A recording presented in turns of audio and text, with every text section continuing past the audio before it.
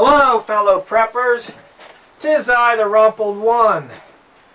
Basic Disaster Life Support Course Manual 3.0 from the National Disaster Life Support Foundation and the American Medical Association. Chapter 7, Nuclear and Radiologic Disasters. Hopefully, we don't have to worry too much about these, but you never know. One of the power plants we could have a disaster, so it's better we know this and not have to use it than not know it and wish we did. So let's see. Radiologic events are defined as those that involve the release of radioactive materials into human populated areas where panic and environmental contamination, but not necessarily human injury, are significant hazards. This can involve an addition of radioactive materials to food or water, dispersion of radionuclides into the air, hiding a lethal radiation source, or use of a dirty bomb.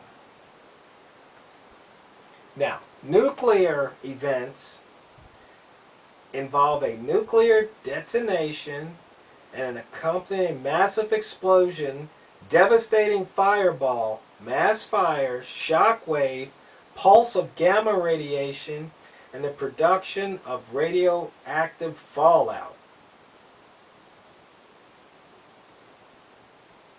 So you see there's a difference. They're defining the difference there. So they get into the radiation basics, where you have alpha particles, short range, and they're easy to shield against. Beta particles have a longer range, they're harder to shield against.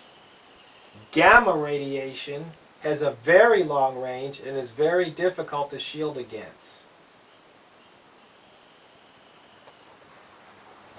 Then they talk about radiation measurements, terms and units. Then we talk about radiation exposure and contamination. Human radiation exposure is generally characterized as total or partial body exposure as a result of proximity to a radiation source, external contamination, and internal contamination. So once again, they break it down. Okay, biologic consequences of radiation exposure. It's DNA damage. It's basically what it is. And then, if there's a detonation, you're going to have trauma injuries, thermal burns, radiation toxicity, and of course the electromagnetic pulse, or EMP.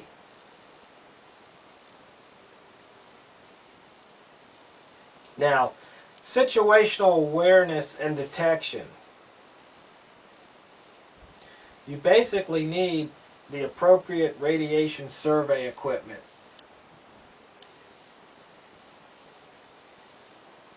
Of course, a nuclear detonation will be readily detected. There'll be a big boom and a mushroom cloud. But radiologic events, it could be a spill or a leak or something, and you definitely need detection devices. And the scene assessment, you have to assess the scene to make sure you can adequately protect yourself if you're a responder. And they talk about the radiation detection technology.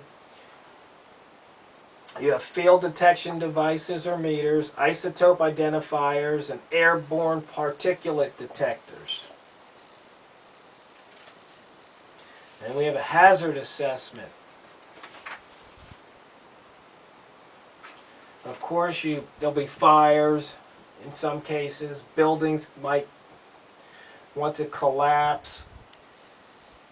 The thing is, the biggest one is the potential for widespread environmental contamination.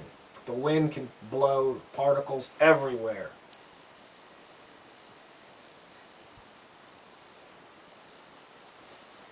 And they talk about the incident management challenges.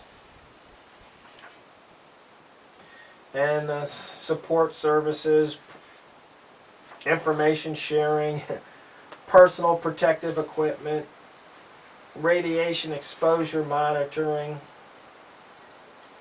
casualty decontamination, casualty management, mass casualty triage. I mean, when we're talking about a nuclear radiologic event, I mean, this is really bad.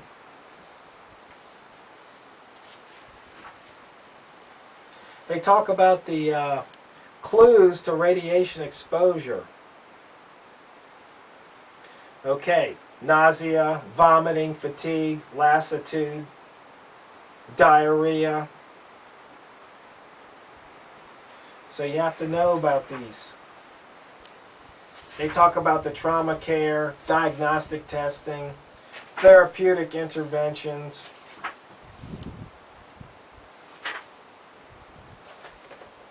But as you can imagine, there's only so much you can do. And in the event, one of these events, there's just going to be a lot of casualties. And they also talk about you have to monitor the population afterwards for a long period of time. So that's Chapter 8 out of the Basic Disaster Life Support Course Manual 3.0. And once again, if you look down below in the description, I put a link because this class is free in most locations, so look up on their calendar to see if there's one near you, and I highly recommend this because it's free. You get the course material so you can add it to your library and refer to it.